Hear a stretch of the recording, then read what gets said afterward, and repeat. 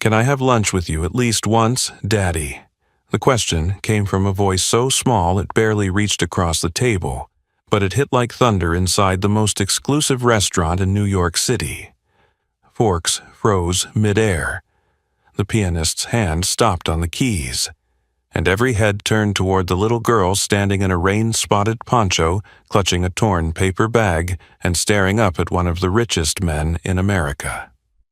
What happens next will break your heart, challenge your idea of family, and make you question how one lunch could change two lives forever. Before we go on, tell me, what would you do if a stranger's child called you Dad in front of everyone? Ethan Ward didn't believe in surprises. He built his billion-dollar tech company on predictability algorithms that forecast human behavior models that told him what people wanted before they did. His schedule was precise, down-to-the-minute power breakfast at 7:33, investor calls before noon lunch at 11 Madison Park, by the window overlooking Madison Square Park. He never changed tables, never changed plans. Until the rain came, and so did she. She couldn't have been older than 6. Blonde curls clung to her forehead, her sneakers left polite puddles on the marble floor, and her eyes, soft hazel and too calm for her age, met his without blinking.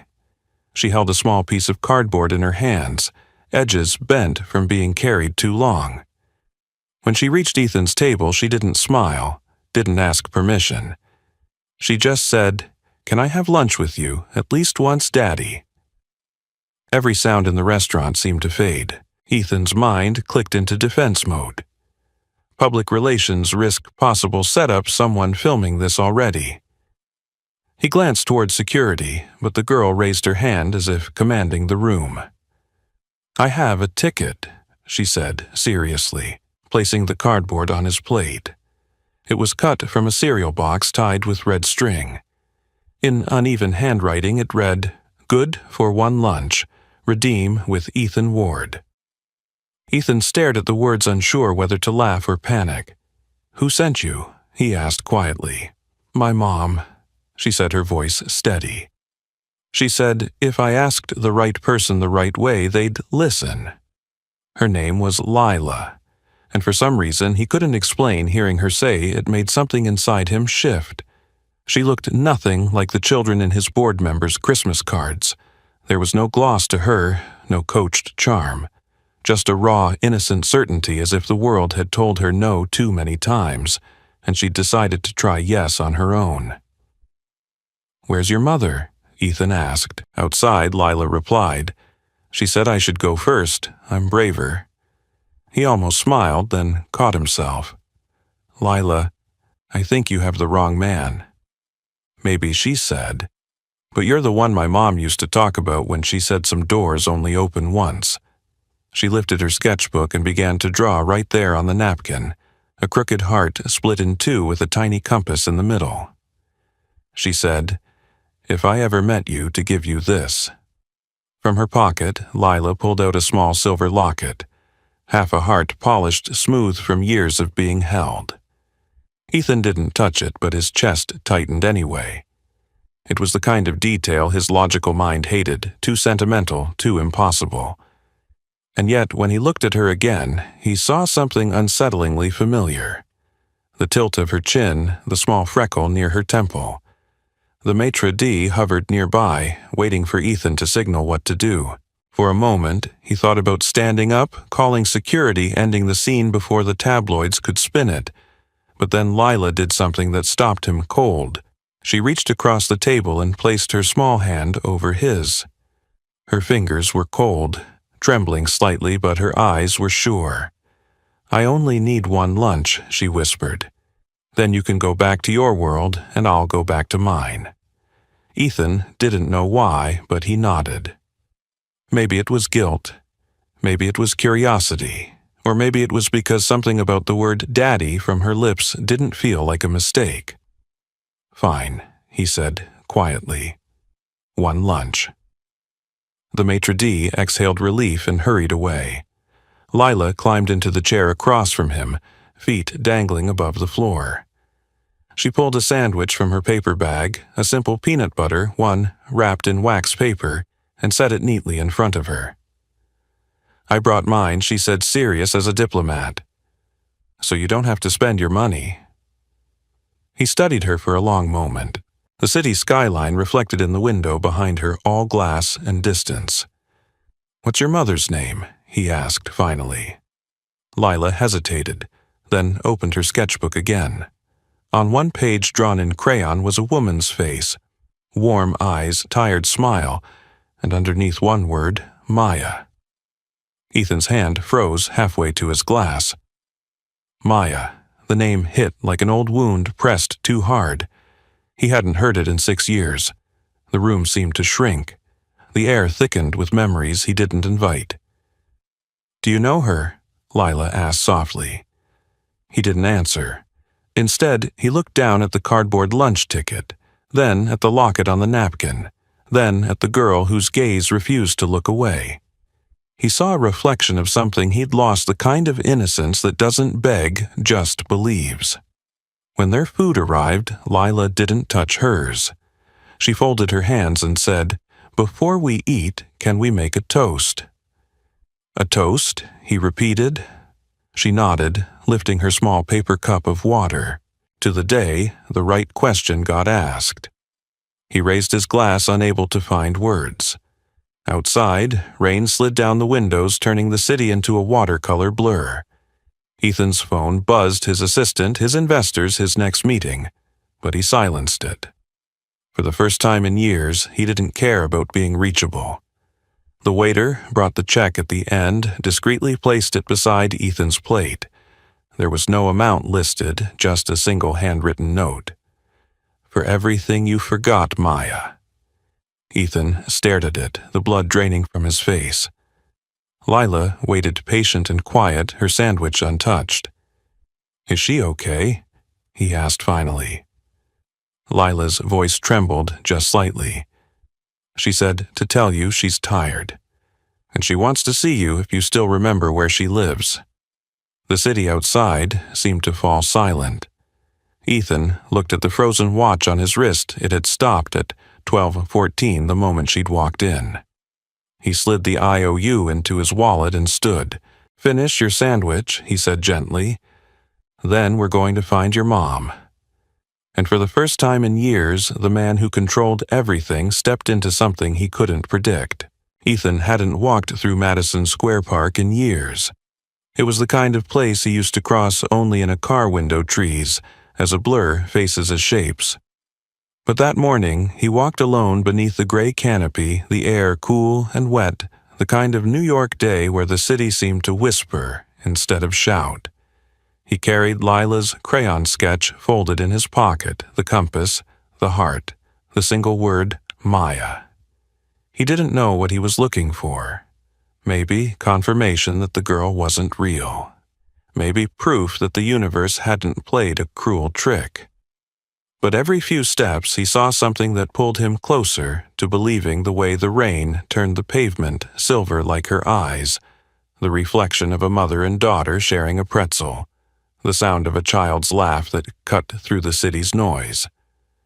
Ethan followed the path toward the Flatiron where Lila had drawn her compass. The napkin was now smudged, the pencil marks soft, but he could still read the north line. He stopped at the corner of 5th and Broadway.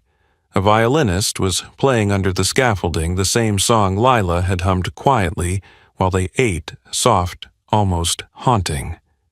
He stood there for a moment, the melody pulling him backward through years he'd buried under spreadsheets and stock options. He took out his phone and searched her name, Maya Brooks. Hundreds of results. A few LinkedIn profiles. None matched the woman he remembered. He tried the company archives the years before Ward Labs became a tech empire. There she was, Maya Reynolds, marketing analyst, 2016-2019. The photo hit him like a punch to the ribs. The same brown eyes, the same calm smile. A note in the HR file, resigned unexpectedly. No reason listed. He scrolled further, but the more he looked, the colder his stomach felt. There were rumors. A data breach, a confidential leak. Someone had been blamed, but the report was sealed. He remembered fragments of whisper from his COO, Serena Pike, saying it had been handled. He hadn't asked more. He'd been too busy expanding into Asia, chasing a valuation that made headlines. Now he wondered what exactly had been handled and at whose expense. The next clue came from Lila's sketchbook, the page she'd left behind on the restaurant table. Ethan hadn't noticed it until later when he unfolded his napkin at home. Drawn in thick blue crayon was a line connecting 4 spots, a park, a bridge, a market, and a bench marked with a star. Underneath, in Lila's crooked letters, it said, "The places Mom still loves." That's how he found himself walking along the High Line later that afternoon. The rain had eased to a mist, the city humming below like a restless dream. He moved slowly, scanning faces, not sure what he hoped to find. At one point, he stopped near a patch of wildflowers and closed his eyes. The wind carried laughter, children, tourists, the rumble of trains, and then a sound that didn't belong, a cough low and dry, followed by a woman's voice calling softly, "Lila, not too close to the edge." He opened his eyes. Down the path, maybe 20 yards away, stood a woman in a faded denim jacket. Her hair was tucked under a knit cap, her posture slightly bent, but there was no mistaking her. Maya. The years had reshaped her carved lines where there had been brightness, but the essence was the same. She held a paper bag and a thermos, scanning the crowd. He didn't move. He wanted to. He wanted to run to her, to demand answers, to apologize, to say nothing at all. But something in him froze. Fear, maybe, or guilt, the kind that takes years to name. Then she looked up and saw him. It wasn't dramatic. No gasp, no music. Just recognition, sharp and quiet. Her eyes widened, then softened, as if she'd already rehearsed this moment in her mind 100 times. She didn't wave. She didn't smile. She simply turned, guiding Lila by the hand, and walked away. Ethan followed. Not too close, not too far. Through Chelsea Market, past vendors shouting about bagels and spice blends, into the rain again.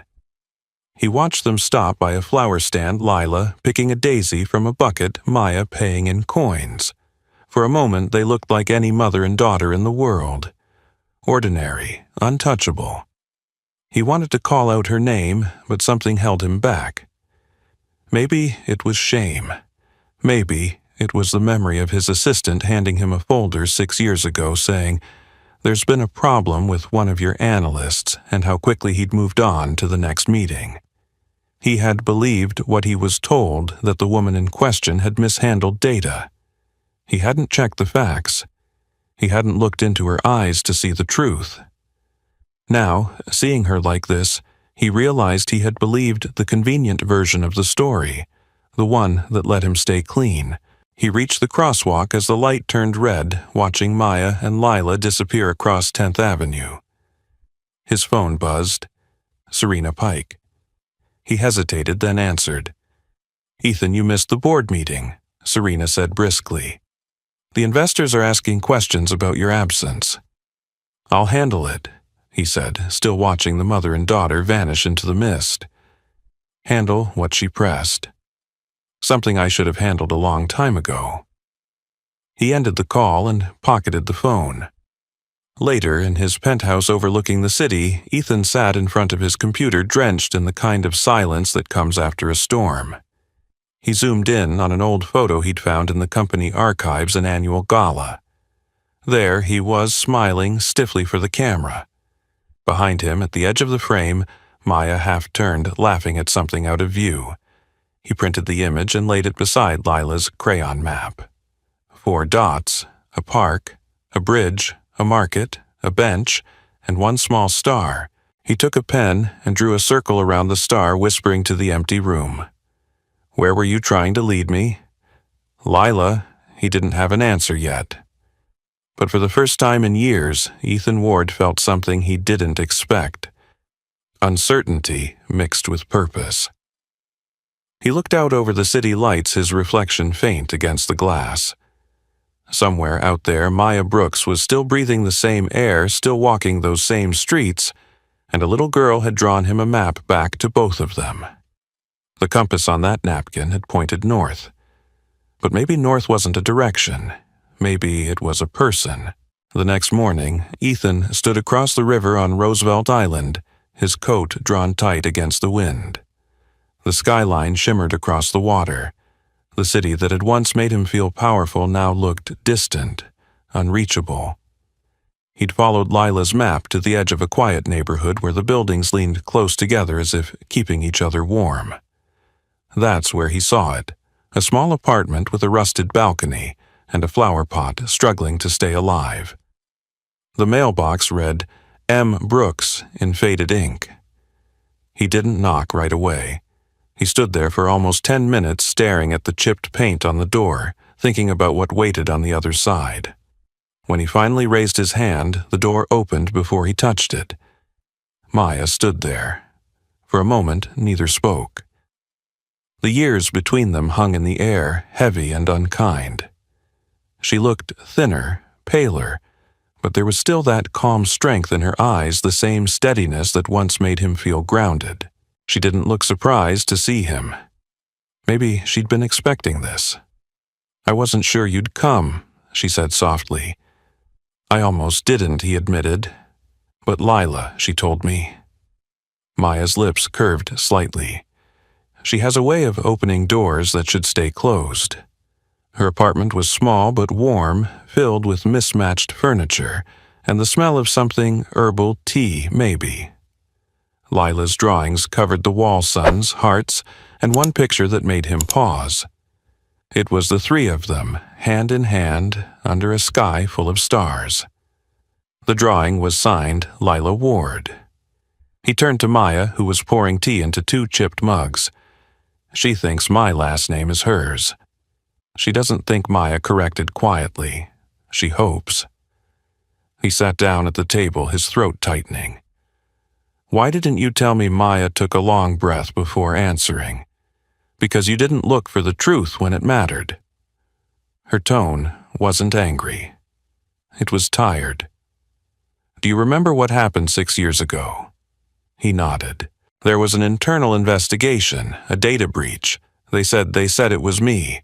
He swallowed hard. "I didn't believe it. I just didn't know how to help without risking your name," she finished for him. "You didn't have to believe it, Ethan. You just had to ask." He didn't argue. There was nothing he could say that wouldn't sound hollow. She set the tea in front of him. Her hands trembled slightly, and he noticed the faint bruises on her wrist, the way she pressed her palm to her chest when she coughed. "Are you sick?" he asked quietly. She hesitated. "Lupus?" "It's under control when the meds cooperate." He looked around. The apartment told its own story. Half-empty pill bottles, a stack of unpaid bills tucked under a candle, a child's backpack hanging by the door. She had been fighting alone. "I can help," he said finally. Maya shook her head. "I don't want charity. It's not charity." His voice cracked. "It's responsibility." She stared at him, and for the first time he saw the weight she carried. Not just illness, not just struggle, but the exhaustion of someone who had been brave for too long. "You think writing a check will fix this," she said softly. "You think that's what Lila needs. She needs to know why you weren't there. Why I had to tell her stories about a man who was too busy to see what was right in front of him." He stood, the words hitting harder than she knew. "You're right," he said. "But I can't change what I didn't see. I can only change what I do next." She looked down at her hands.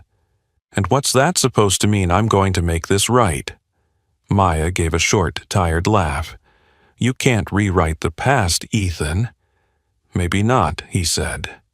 "But I can clear your name." Her eyes lifted sharply. "What do you mean? I've been looking into the old files. I think someone set you up. Serena Pike's name keeps showing up in the access logs." Maya blinked. "Serena. She was your right hand. She still is," he said quietly. That's what makes it worse. They sat in silence, the only sound the whistle of the wind against the windows. Then a knock came at the door, quick and sharp. Maya froze. "Are you expecting someone?" Ethan asked. She shook her head and went to answer. A nurse in a pale blue jacket stood outside holding a clipboard. "Mrs. Brooks, I'm here for your checkup. The community clinic sent me." Maya frowned. "I didn't request a visit." The nurse smiled gently. "It's already covered. Someone wanted to make sure you're taken care of." She turned toward Ethan and gave a small nod before entering. Maya's eyes softened, the edge in them dimming just a little. "You did this." "I called in a favor," he said. "You don't have to thank me." She didn't, but she didn't tell him to leave either. As the nurse unpacked her stethoscope, Lila burst through the door, her backpack half open, a daisy crushed in her hand. "Mom, guess what? I got a gold star at school." She stopped short when she saw Ethan. "You came back." "I did," he said with a small smile. Lila ran to him holding out the flower. "It's for you. Mom says daisies grow even in the cracks." He took it carefully, feeling something unsteady bloom inside him. "Your mom's right," he said. "Some things grow where they shouldn't, and that's what makes them strong." Maya watched the two of them quietly from across the room. For the first time, her shoulders seemed to relax. Maybe it wasn't forgiveness, not yet, but it was something close. That night, after Ethan left, he sat in his car overlooking the river. The city lights shimmered on the surface like scattered memories. He opened his phone and sent a message to a private investigator he trusted. "Find everything you can about the 2019 data breach at Ward Labs. I want names, timestamps, access logs, everything." He hesitated, then added, "And do it quietly." When he hit send, he looked back toward the building where Maya and Lila lived. The lights in their window flickered, then steadied. He imagined Lila asleep clutching her sketchbook and Maya sitting beside her fighting to keep her eyes open. Ethan Ward had spent his life chasing control, chasing the future. But as the river wind pushed against the car, he realized something simple and terrifying. Some doors don't stay locked forever. And when they open, you have to decide whether you'll walk through or turn away again. It was late afternoon when the clouds over Washington Square darkened, and the air turned heavy the way it does before a storm. Ethan sat inside a small cafe near the park's arch, staring at the untouched coffee in front of him. The rain had begun again, faint at first, tapping against the window like someone testing whether to come in. Across from him sat Maya, her hands wrapped around a mug of tea, steam rising into the narrow space between them. Lila sat at a nearby table, drawing in her sketchbook, her legs swinging beneath the chair. They hadn't spoken much since he arrived. The silence wasn't awkward. It was cautious, the kind of silence built from too many things unsaid. Finally, Maya spoke. "You found Serena's name in the files." Ethan nodded. "I did. It's all there, the access logs, the fake emails, the reports she buried. You were framed, Maya. And I let it happen." Maya looked out the window, her reflection blurred by the rain. "I figured as much years ago, but proving it wouldn't have changed anything back then. It would have changed everything," he said, leaning forward.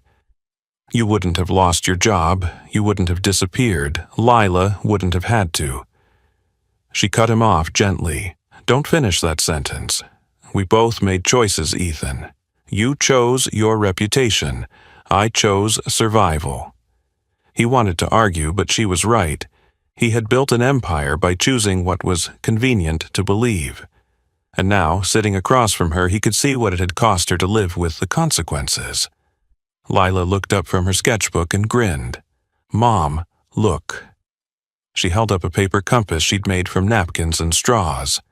"See? It points to you." Maya smiled softly. "That's because I'm your home sweetheart." Ethan reached over and touched the makeshift compass. "Can I see Lila?" handed it to him proudly. In the center, she had drawn 3 dots connected by a line. "That's you, me, and Mom," she said. "And this part here," she pointed to a little crayon sun above them, "means the rain can stop now." Ethan looked at Maya. "She's wiser than both of us.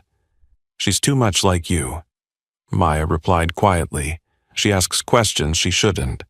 The bell over the door jingled and a gust of cold air swept in. Ethan's phone buzzed, but he ignored it. The world could wait. "There's something I need to tell you," he said, his voice steady. "I'm going to the board tomorrow. I'll show them the evidence.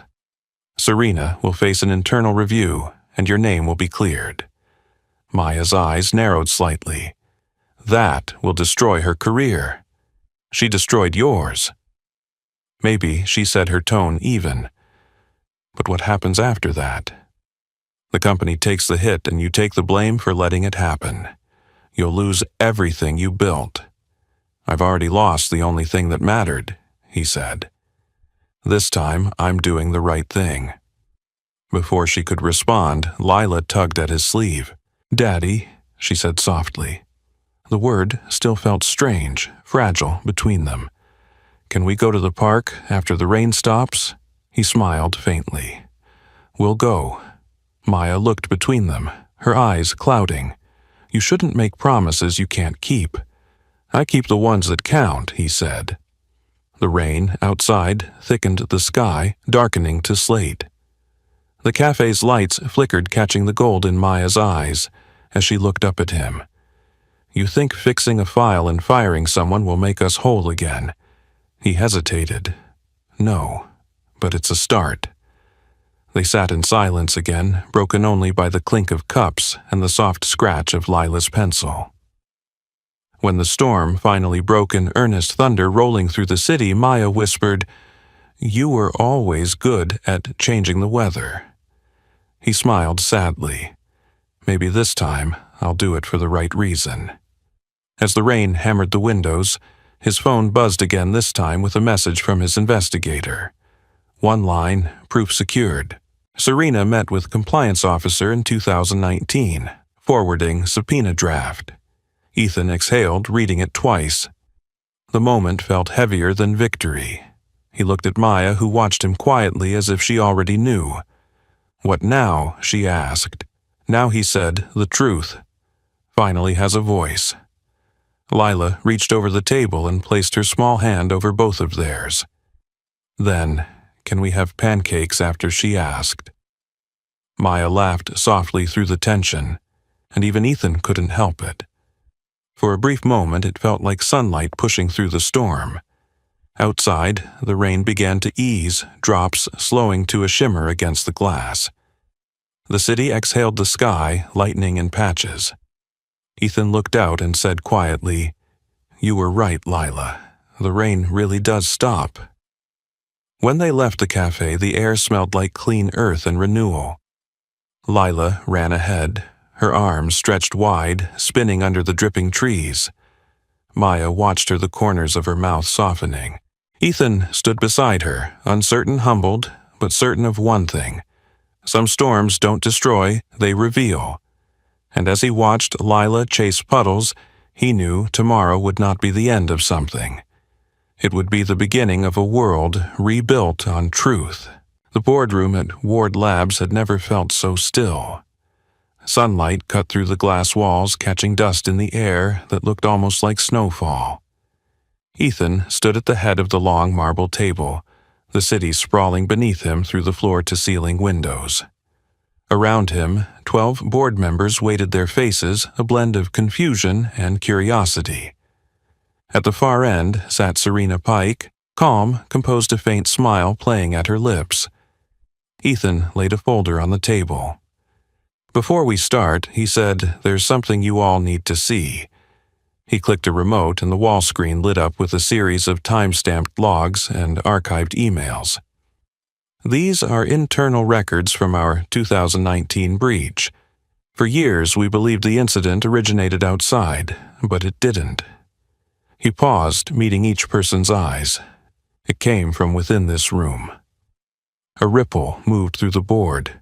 Serena's expression didn't change, but her fingers tightened on the edge of the table. Ethan continued, his voice steady. Maya Brooks was accused of leaking proprietary data. That accusation destroyed her career. The real perpetrator, he turned toward Serena, was you. She leaned back in her chair, crossing her arms. You can't be serious. You have no proof. I do.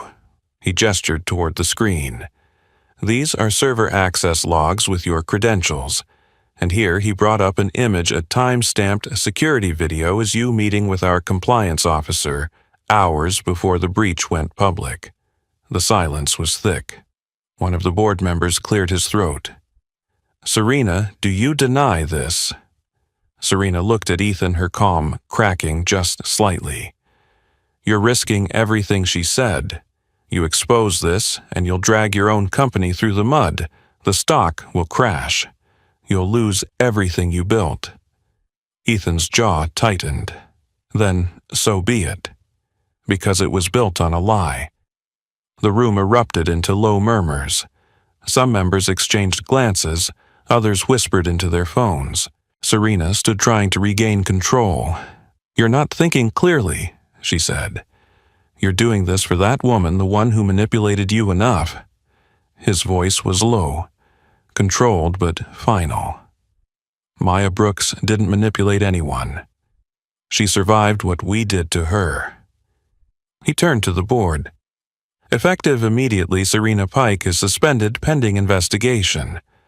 All relevant documents will be submitted to compliance and law enforcement. For a moment, no one moved. Then, one by one, heads began to nod. The chairman, a man Ethan had known for 20 years, spoke softly. It takes courage to face your own reflection, Ethan. Consider this your clean slate. When the meeting ended, Serena was escorted out, her composure dissolving into silence. Ethan watched her go, not with triumph, but with something closer to grief. The kind of grief that comes when you finally do the right thing and realize it came too late to undo the damage. Later that evening, he found himself back where everything had started. 11. Madison Park, the same table by the window. The maitre d' recognized him, nodded respectfully, and asked, "Party of one?" Ethan smiled faintly. "Not tonight?" Minutes later, Maya and Lila walked in. The light from the chandeliers danced in Maya's hair, and Lila carried her sketchbook tucked under her arm. When they reached the table, Ethan pulled out a chair for each of them. The table was set for 3. 3 plates, 3 forks. Lila climbed into her seat, grinning. "So this is the fancy place you told me about." "This is the one," Ethan said. "But I think it's better now." Maya gave him a cautious look. "Are you sure this is a good idea?" "It's still your world, Ethan." He met her eyes. "It's only mine if I keep it that way." They ordered simple food, nothing showy. The conversation was quiet but easy. Lila told them about her school art project, a city made of cardboard and hope.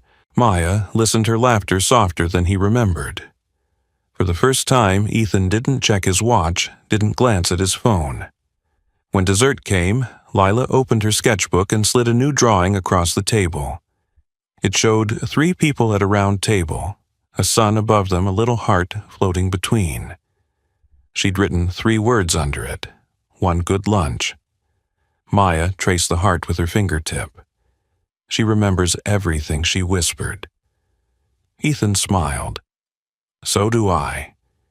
He reached into his pocket and pulled out the small locket Lila had once given him, the half-heart that had started all this. He placed it in the center of the table. "I think this belongs here." Maya hesitated, then reached for her necklace. She unclasped it and revealed the other half. Together they snapped into place, whole again. The sound was soft, but it felt like thunder. Outside, the rain began to fall, light, cleansing, almost rhythmic. Lila pressed her hand to the glass, watching it slide down the window. "It's raining again," she said. "But this time, it's a happy rain." Ethan looked at Maya. She was smiling now, not out of politeness or nostalgia, but out of peace. He raised his glass, and for the first time, they toasted together.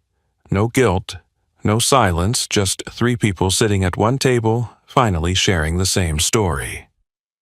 The next morning, Ward Labs released a statement. Past wrongs acknowledged. Future built on truth. The markets dipped briefly, then steadied. And in Ethan's office, framed beside his degree, and the company's first patent, hung a small wrinkled IOU cut from a cereal box. Good for one lunch. He kept it there as a reminder that sometimes the most important deals aren't signed with ink, but sealed across a table with 3 forks, 1 heart, and the courage to start again. The story of Ethan, Maya, and little Lila is not just a tale about lost love and rediscovered truth. It's a mirror held up to the human heart. It reminds us that even in the coldest corners of success, warmth can return when one person chooses courage over comfort.